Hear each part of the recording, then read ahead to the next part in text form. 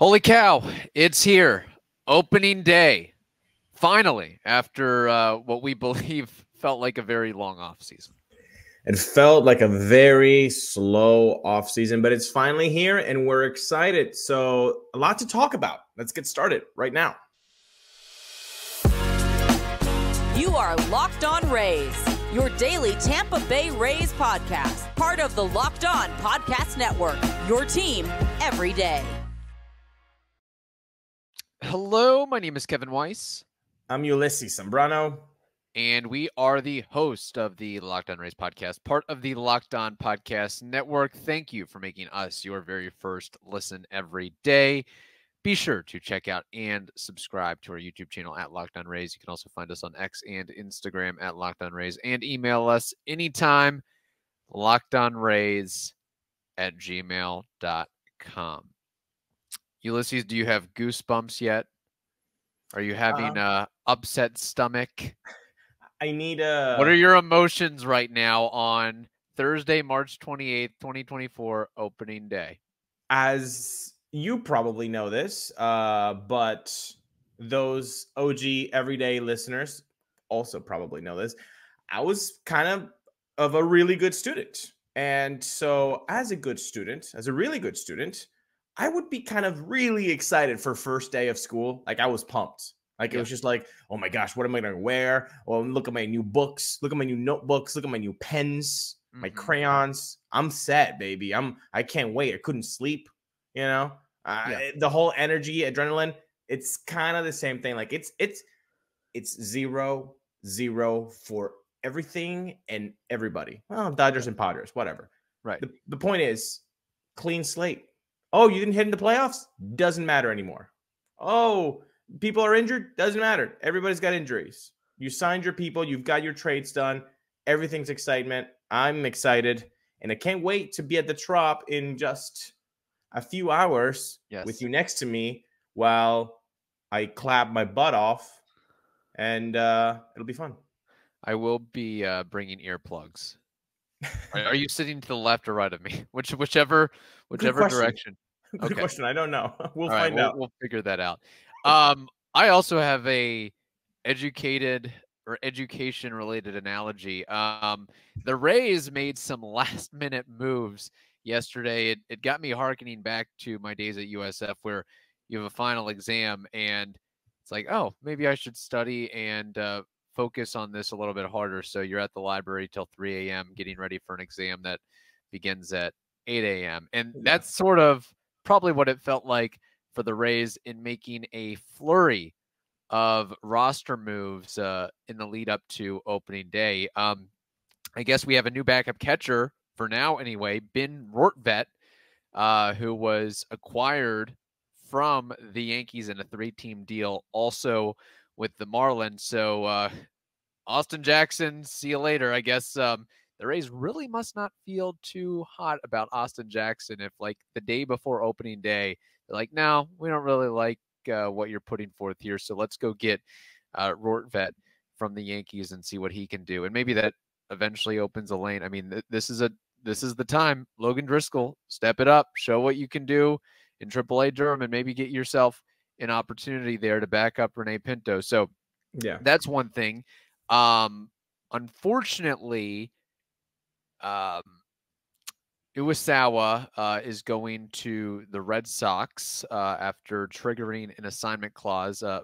Bert Smith was also sent to the Marlins for a cash consideration. So we will not be seeing Yuki Uwasawa in a Rays uniform. And then another notable move is the Rays adding switch hitting infielder, outfielder Nico Goodrum. So he'll be on the 40-man roster to add some experience depth to the fold. And the other thing we learned, Jake Odorizzi will stay in the organization for now anyway. And Austin Shenton made the opening day roster, we're told. Those are just a couple of the things. So out of all the things, I'm going to go in order. Number one, you've got Detroit legend on your mind, Austin Jackson. It's Alex Jackson. Oh my gosh. I said, wow. All right. I need more coffee then. You got Lakeland on your mind. Alex Jackson. The fact that I can't even get his name right is not a good sign. Number two. I don't want to say I'm excited for Ben Rortvedt, but the Rays must love what he does defensively, because offensively he's not cutting it by any means. It's about the worst types of numbers that you can have. I know he's a lefty bat and all that, but he did catch for Garrett Cole, so I think he should be able. If you can work with Garrett Cole, you can work with anybody in the Rays organization. And I think the Rays also appreciate his arm strength and ability to throw out runners. Last year, he actually nabbed Jose Siri at second. He nabbed Chase McCormick at second. He nabbed some other speedy guys at second. So no matter where the pitch lands, what type of pitch it is, if it's a knuckle curve, if it's a pitch that he has to reach across his body, he can throw runners out. So I think that's another aspect to his game that the Rays were really looking forward to, especially with all the rules changes and knowing that guys are going to be running this year. So how lucky for him that his move is not that big, being a Yankee guy. Tampa is spring training, so he gets traded to the team that's on here. So good for him for not having to probably rearrange his life too much, at least better than other people. Definitely not being brought here because of what he can do with the bat. No, not at all. It's what he can do defensively. And if the bat pops off, fantastic. But I am not going to be, expecting that from him. I think the Rays just decided, hey, let's just at least shore up one side of the ball for sure. Then trying to see if Alex Jackson can be a little bit of both. Because I think they think that Rene Pinto can be the guy that can do both.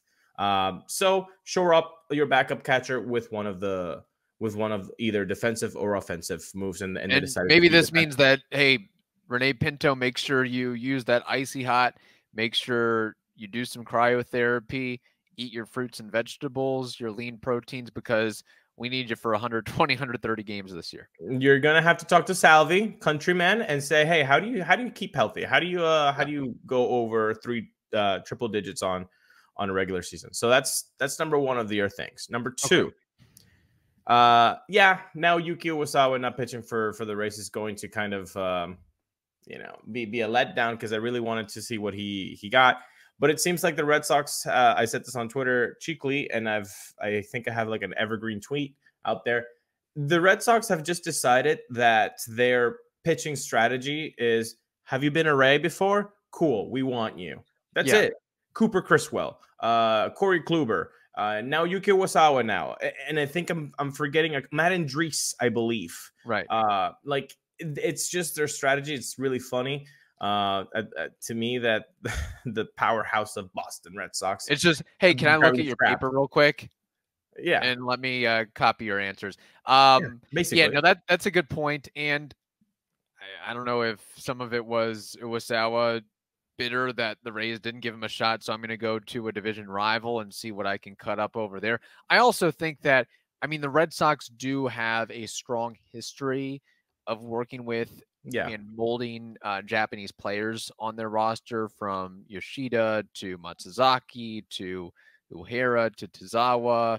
Hideo Nomo was a Red Sox for a year. So, he already will have a fellow countryman with Yoshida on the roster. So I think that kind of eases the pain and burden a little bit. But I will be very curious to see what he does in a Red Sox uniform. I don't think it's going to change their profile that much. They're still going to finish 5th in the division. They're still going to probably win 72 to 76 games. There's still not there's not much chrome on that team this year. I don't think this is a needle mover at all for them. It does seem odd that the Rays would pick the Red Sox as a trade partner and help them out in an area where if you could find what do the Red Sox lack in, it wouldn't be offensive prowess. Like, they've got a pretty good lineup. It's the pitching. So it just seems odd that really the only trade partner that you could find was the Red Sox, an in-division rival, and you're giving them something of need. That tells me two things. Either nobody else was interested, to trade for Uwasawa, which then kind of tells you, okay, well, maybe we don't want this guy. And number two, it tells you the Rays really don't think that highly of what Uwasawa can do, and so they're not really that threatened to give it to an individual rival. So I don't know. Or maybe there's also a little bit of a quid pro quo of, hey, we're helping you out with Uwasawa. Maybe you'll do us a favor in a trade in the future, or just trying to not. Maybe other hypothesis is Uwasawa really wanted to go to the Red Sox among other teams, and the Rays kind of amended to that just to, you don't want to be bad-mouthed Right. when the time comes True. next year, 3 years, 5 years from now, of getting another high-profile, not saying that Uwasawa was a high-profile Japanese player, but, kind of, hey, they'll work with you on if you're trying to make the move from overseas to the U.S. So I think maybe there's a little politics involved with that as well, because I don't think it was like, all right, we got to trade Uwasawa. Let's call the Red Sox. Let's call the Yankees. Let's call the Blue Jays. Let's call the Orioles. I think it was more of Uwasawa really wants to go here. We don't love it, but this is covering our bases for future movement. It's kind of playing chess instead of playing checkers. It's the politics of the front office, and then what your reputation can go through with the players from overseas and what the reputation builds over there. So yeah, I really like that theory the most, just like I really like using game time, Kevin, because when I use game time, I know exactly what I'm going to expect.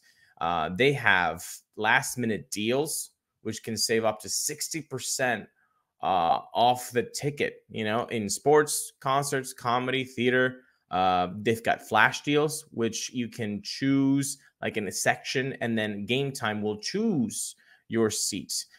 They've got a lowest price guarantee, or game time will credit you 110% of the difference. And last but not least, which is my favorite, they've got the sea view. Okay, so you can get a panoramic view from your seat in the app before you buy, which makes it so much simpler to make that decision of whether I am going or not going to the game. So today, take the guesswork out of buying tickets with Game Time. For a limited time, all users can get $20 off any MLB purchase of $150 or more in the Game Time app with code FIRSTPITCH.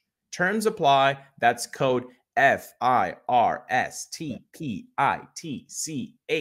First Pitch. For $20 off from March 25th to April 14th only. Download the Game Time app today. Last minute tickets, lowest price, guaranteed. All right. And then the other moves, any comment on that from Shenton making the opening day roster, Goodrum being acquired and added to the 40-man, and then Odorizzi, hopefully he makes a positive impact and stays in the organization for the long haul. Goodrum, let's do that one quick. I think it's just depth, good depth. Yeah. He's a guy. You have a guy that played 6 years in the league. He's got 400 games under his belt. He's a switch hitter, can play infield, outfield with the question marks around Walls, Aranda, Franco. It makes sense. And maybe he can find his way. Let's get 2018, 2019 version of Nico Goodrum. It's the Raimel Tapia move. Yeah. Some guy who what you can expect, has been in the major, so you don't have to really kosher the experience for them. Like, they just know what to expect. So that's really good depth there. With Shenton, first of all, congratulations, man. Yeah. Like, that's so rad to get an opening day roster spot. He probably didn't expect that. Right. Now, we did say if Austin Shenton gets considerable amount of playing time in 2024, something has gone awry. And I don't think we were too far off that, because when you look at what has gone, Josh Lowe is hurt, Taylor Walls is hurt, Johnny DeLuca is hurt, Jonathan Aranda is hurt. So things had to go down kind of badly in order for Austin Shenton to get this opportunity. That doesn't mean that he doesn't deserve it. He does. All I'm saying is I wish him nothing but the best. but this definitely wasn't plan Yep. A when the Rays were making up their 26-man roster idea in the Right. beginning of spring training. It's always a big thing when a guy makes the opening day roster and it's his first time in the bigs. And similar to Aranda, there really wasn't much more he could prove in the minor leagues. I mean, he hit as many doubles and extra base hits as anybody else in the minors last year, hitting over 300 and all that. But I still don't see him getting a ton of opportunities. I think it's going to be a case of those at bats are more or less just going to be filtered out to Harold Ramirez and Ahmed Rosario and some other guys through that. So we'll see what happens with Shenton. I'll tell you what, my prop bet of 40-man trades is going to be looking pretty good if this holds, because Nico Goodrum might not be on the Rays for the entire season. Austin Shenton as well. I mean, Shenton could have been traded before the season started if everybody was healthy. Rortvedt as well. That's 3 right there. So I mean, yeah, I feel good. Was it 3.5 or 2.5? It was more than 3. So I need 4 guys on the opening day 40 You almost have them. You basically almost have them. So yeah. You're looking pretty good there. But with Austin Shenton, yeah, he's not gonna get starting a starting spot in the lineup most of the days. But I do see him like a pinch hitter. Hey, we need somebody to pinch hit against this righty here. Okay, Austin, get in there. And I think it's going to be like, a very spot start. It's going to look a lot like Vidal Brujan. Yeah. Spot start here and there, and you're mostly going to be getting the pinch hit situations here and there. So, but again, awesome. Good for you. That's really cool. The last one, Odorizzi. Okay. I really was pulling for him to get that 5th spot. And guess what? I still think he has a shot here. Because the fact that he stayed, I think says a lot. He's going to have one more, I think, extended spring training starter or in the minor leagues, I think they said. Okay. And then they're going to reevaluate how he looks after that. That to me kind of says, hey, we're still interested. We still want to see what you can do. Yeah. And he still wants to stay. And that's why he's like, okay, I'll take this assignment. Now, let's remember, you cannot bring up anybody in the first 10 days that you have assigned to minor league camp. So if that's the case, that Odorizzi has been assigned to minor league camp, you cannot be brought up into the MLB 26-man roster in the first 10 days of the season, unless there's an injury, I believe. I think that's the only caveat. So he would have to stay there for the next 10 days, which, I mean, I don't think that should be a very big deal for a guy who hasn't pitched in more than a season in MLB.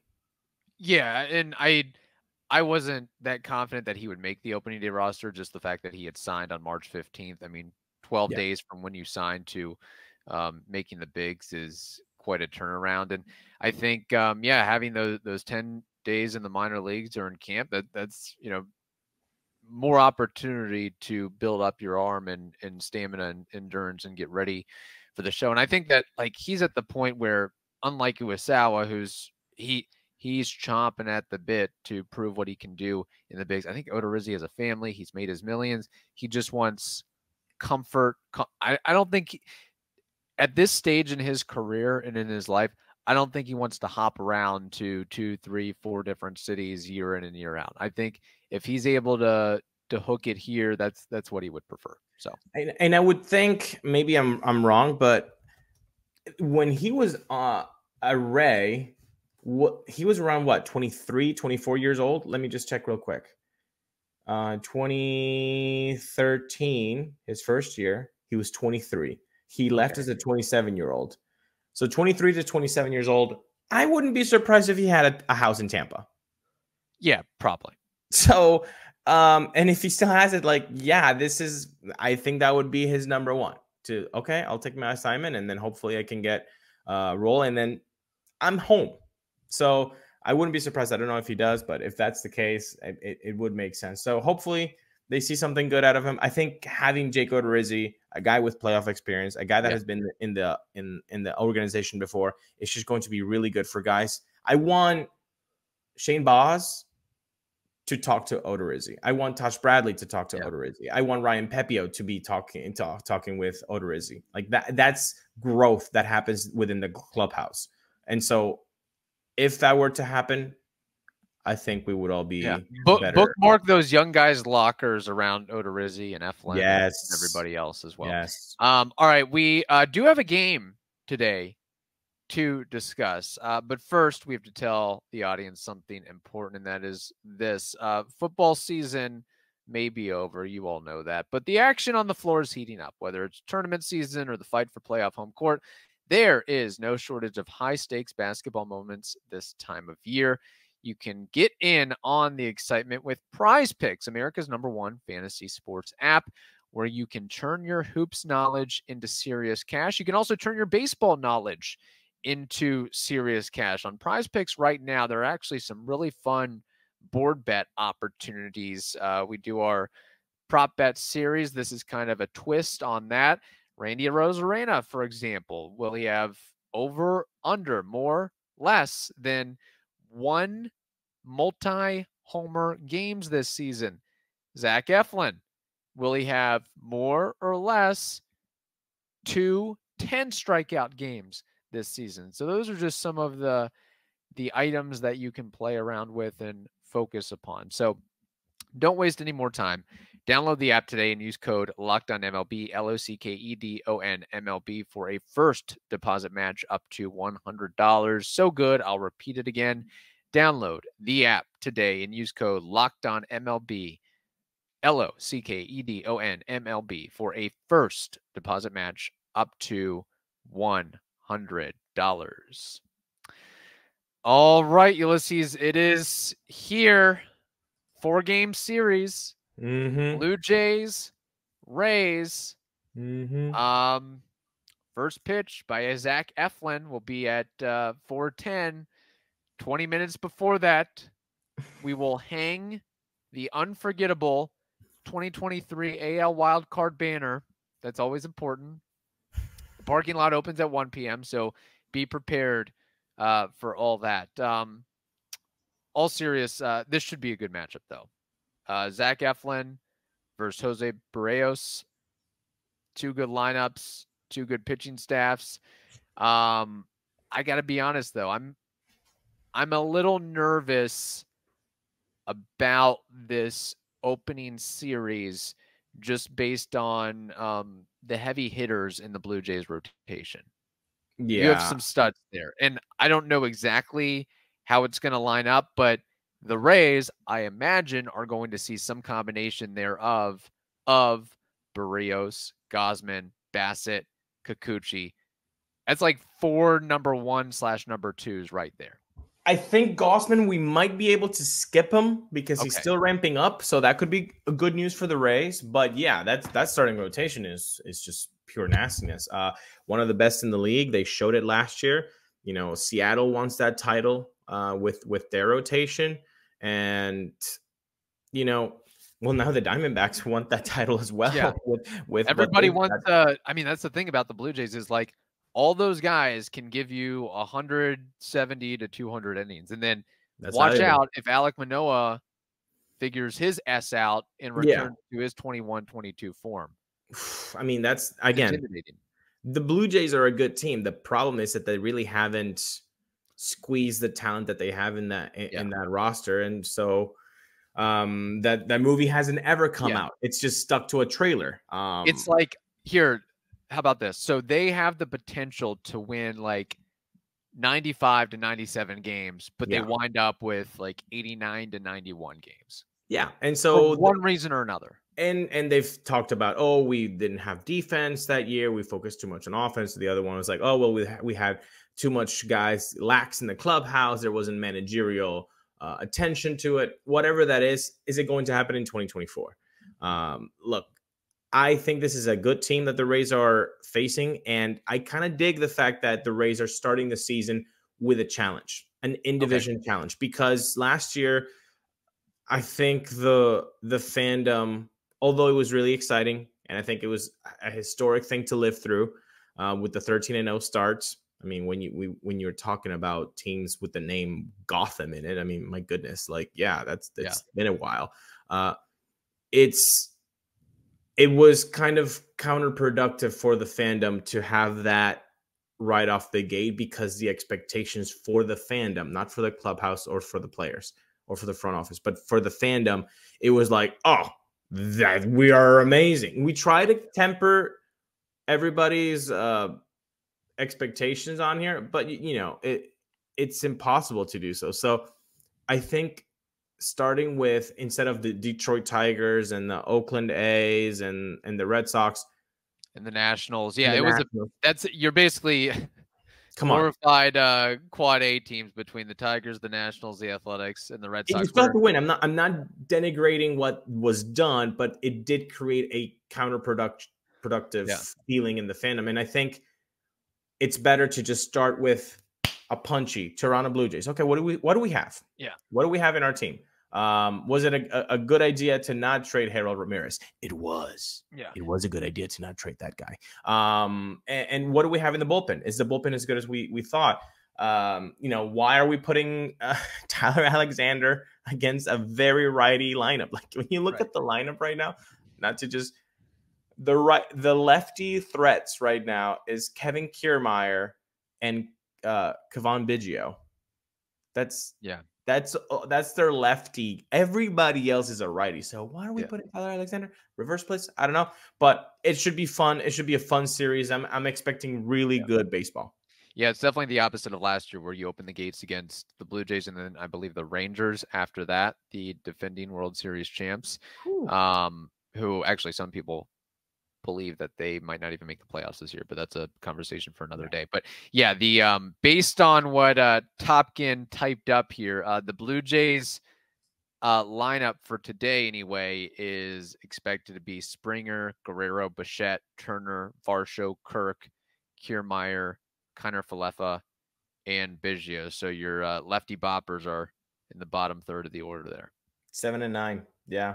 Not impressive. Now the Rays, what do you think about this lineup, this projected lineup? Yandy leading off, Lau second, Randy third, Harold fourth, Paredes fifth, Palacios playing right field sixth, Siri seventh, Caballero eighth, and Pinto ninth. I would switch Pinto to the 8th spot because I want speed in the 9th in the 9th spot. And so who was hitting 8th? Caballero. So 7 and 8 are Siri, Caballero, and then Pinto 9. Honestly, I'm more of a Siri in the 9 hole because he strikes out too much. Right. So I don't want him to be at Riley Kaler in the 7th if something's happening. But yeah, I think I would do that. I would switch the 8 and 9 spots. And I think people are going to be upset that Paredes is hitting behind Harold, but I think that's smart because it would. Harold gets on base, Paredes hits a 2-run shot or something. Exactly. Yeah. I like that.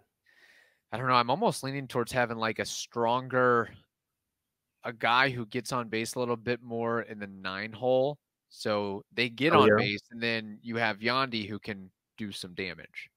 So maybe they move, believe it or not, maybe they move Siri in the future. I'm sure they'll play with it, but maybe move him up to 8 or 7, and then 9th is Caballero or Palacios or something like that. So something tells me there's going to be a lot of lineup combinations.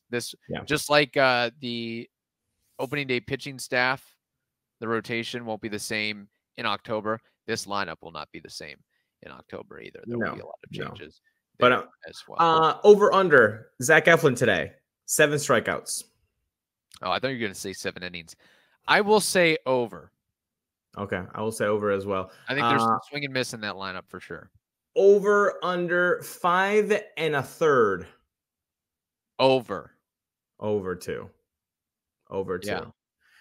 Raise W or raise L today? It is a sellout crowd, and I think that the Rays generally, I'd have to look at their opening day history, but I think that like a Rosarena and Siri and Yandy even, like when when the butts are filled in the seats, they play up a little bit. So I think that momentum will push them a little bit. I'm just hoping there's not like a letdown Friday, Saturday, Sunday. I hope it continues like that. Like, oh, we had 30,000 on open day or whatever the total number is. And then, half the stadium is filled, a couple days from now, basically. So hopefully that's the case. I agree with all that. I think they do play up a little bit better. And just like you would expect them to, they're professionals. They like to be cheered on. It's something that they thrive in. So yeah, I think I'm with you. They'll play up. They get that W. And we'll be there for that W. And if you haven't followed us on Instagram, I suggest you do at Locked On Rays, because we'll go live and we'll chat with you guys for a little bit while we're at the Trop and show you what the scene looks like. Yeah. And it'll be super, super fun. If you're there, DM us. We'll be more than happy to chat some ball with you. Yeah. And also, I mean, these projections and betting lines, they really need to get on the Rays wavelength. Projecting them for 84, 85 wins, like that, just always take the over. Like, I'm giving you free money. It's free money opportunities here, because they just do not realize how this organization utilize the depth and the platoons and the switches and all the mechanics of pulling out victories. I just find it extremely hard to believe that we have a franchise high payroll around $90 million in the team. Some people, some websites, some groups say, yeah, 84, 85 wins. Not saying that the Rays are going to win the division or finish second in the division, but I think they're a playoff team and they should find a way to crawl to at least 89, 90, 91 wins. Not saying 99, but better than what the computers are saying. This team is like, the range is 88 to 94. Yeah. 88 to 94, they can fall anywhere in that line.